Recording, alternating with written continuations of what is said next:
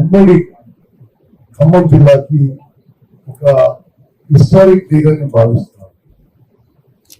ఎన్నో దశాబ్దాల నుంచి ఎన్నో తరాల నుంచి గోదావరి జలాలు ఉమ్మడి ఖమ్మం జిల్లాకి కొన్ని లక్షల ఎకరాలు మారడానికి ఆ ప్రక్రియలో మరి ఒక సిగ్నిఫికెంట్ ముందడుగుగా మేము భావిస్తున్నాం. రాష్ట్ర ఓవరాల్ పాలసీ మాట్లాడంటే గత 10 ఏళ్లుగా గత ప్రభుత్వంలో 1,81,000 కోట్లు ఖర్చు పెట్టి నామమాత్రం ఆయకట్టు తీసుకొచ్చింది గత ప్రభుత్వం. మా ప్రభుత్వం ఏర్పడిన తర్వాత ఎంత వీలైతే అంత ఎక్కువ ఆయకట్టు తక్కువ ఖర్చుతో తొందరగా ఆయకట్టు సాగులోకి తీసుకురావాలి, నీళ్లు ఇవ్వాలనే ఒక దృఢ సంకల్పంతో మేము ముందుకు పోతున్నాం.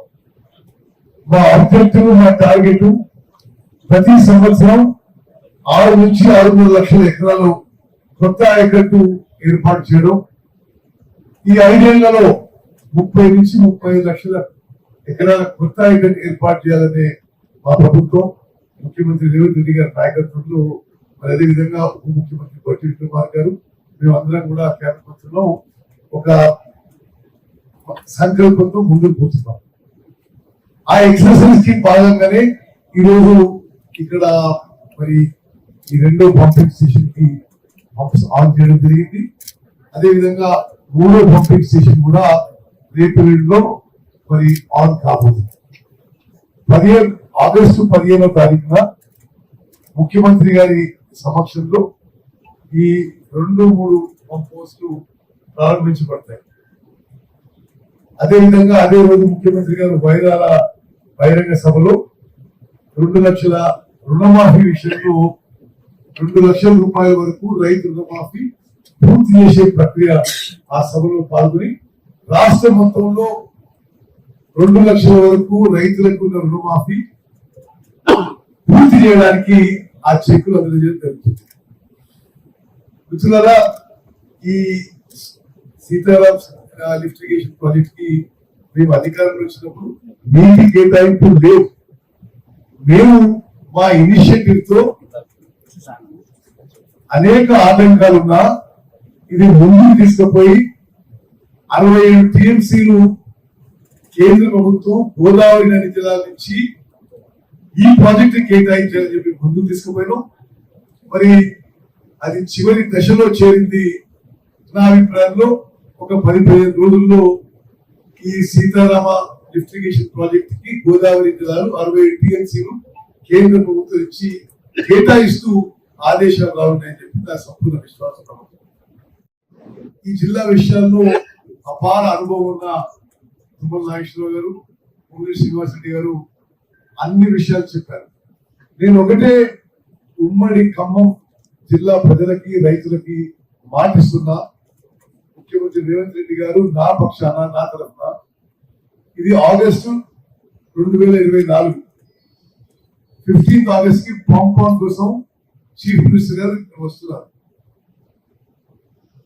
15 ఆగస్టు 2026 వరకు ఎన్ని లక్షల ఎకరాలు ఆయకట్టు డిజైన్ ఆయకట్టు ఉందో సీతారామ లిఫ్ట్ ఇరిగేషన్ ప్రాజెక్ట్ కి పూర్తి చేస్తామని చెప్పి ఉమ్మడి ఖమ్మం జిల్లా ప్రజలకు మాటిస్తాం.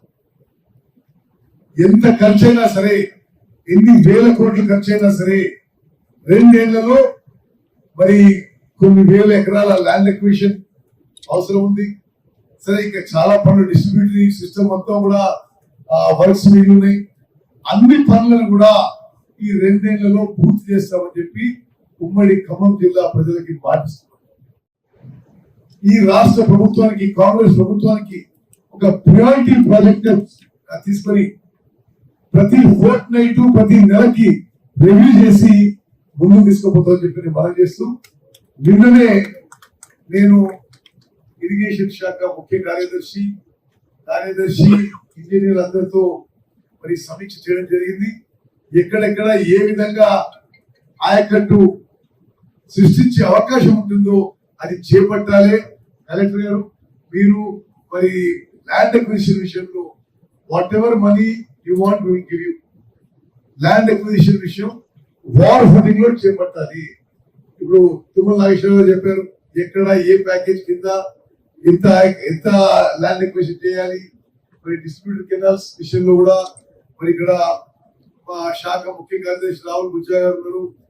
వారిని కూడా అందరం కూర్చొని నిర్ణయం తీసుకోవడం జరిగింది. తప్పనిసరిగా ఎన్ని వేల కోట్లు కేటాయించాల్సి వచ్చినా సీతారామ లిఫ్ట్ ఇరిగేషన్ ప్రాజెక్టు ఈ కాంగ్రెస్ ప్రభుత్వానికి హై ప్రయారిటీ ప్రాజెక్ట్ చేపట్టి నిధులు కేటాయిస్తూ ఎప్పటికప్పుడు పనులు కూడా సమీక్ష చేస్తామని చెప్పి పనిచేస్తూ మీ జిల్లాకి చాలా సమర్థవంతమైన నాయకత్వం ఉంది. వాస్తవంగా రాష్ట్రాన్ని నడిపించే మీ జిల్లా మంత్రులే.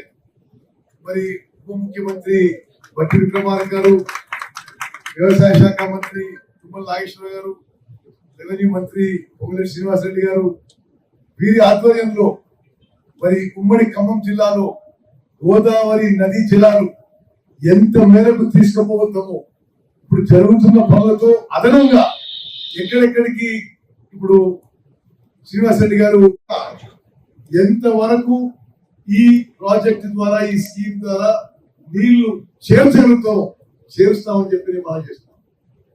మరి ఈ ప్రాజెక్ట్ ఆయకట్టే కాకుండా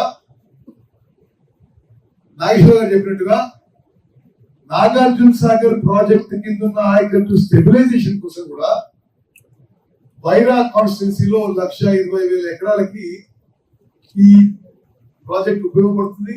ఆ పనులు కూడా ఆ లింక్ కాలువ పనులు కూడా ఆల్మోస్ట్ పూర్తయిపోయినాయి. అవి మనం 3-4 రోజుల్లో కూడా దాని నుంచి కూడా నీళ్లు వస్తాయి. ఎందుకంటే నాగార్జున సాగర్ నీళ్లు, నేను జోన్ 1 లో నేను ఎమ్మెల్యేని, చాలా సంవత్సరాలు సీజన్స్ ఇక్కడ వరకు నీళ్లు చేరవు. 20,000 ఎకరాలకి తప్పనిసరిగా కృష్ణా నది జలాలు రాకుంటే గోదావరి నది జలాలు వస్తాయి. ఇది మరి ఆ వైరా కాన్స్టిట్యున్సీ వాళ్ళకి, ఆ ప్రాంత ప్రజలకి నిజంగా ఈ ప్రాజెక్టు ఆ లింక్ ఒక వరంగా నేను భావిస్తున్నాను. మిత్రులారా, దీని తర్వాత ఈ రోజు మా ప్రోగ్రాము ఆ పంపింగ్ హౌస్ నెంబర్ 3కి పోతున్నాము. సరే, అది ఈ రోజు ఆన్ చేయలేకపోయినా అది రేపు ఎల్లుండి ఆన్ చేస్తాము.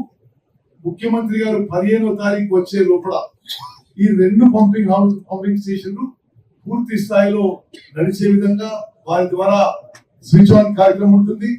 ఆ తర్వాత మరి వైరాలో మేము ఎక్కడైతే బహిరంగ సభ ఉందో అది ఒకసారి పరిశీలించుకొని అక్కడ కూడా ప్రెస్ తో మాట్లాడి మేము బయలుదేరుతాం. మరి మీ అందరూ కూడా ధన్యవాదాలు. నిజంగా ఆ నీళ్లు చూసి నాకు కూడా చాలా సంతోషం అనిపించింది. ఈ చేస్తున్న నిరంతర ప్రక్రియలో వాస్తవంగా మరి గోదావరి నది జిల్లాలో ఖమ్మం జిల్లాలో పారే సందర్భంగా ఈ రోజు నేను కూడా ఈ కార్యక్రమంలో పాల్గొనడం నా అదృష్టంగా భావిస్తున్నాను. అందరికీ ధన్యవాదాలు. అసలైన తొలి వెలుగు. ఫాలో వాట్సాప్ @తొలి వెలుగు అఫీషియల్.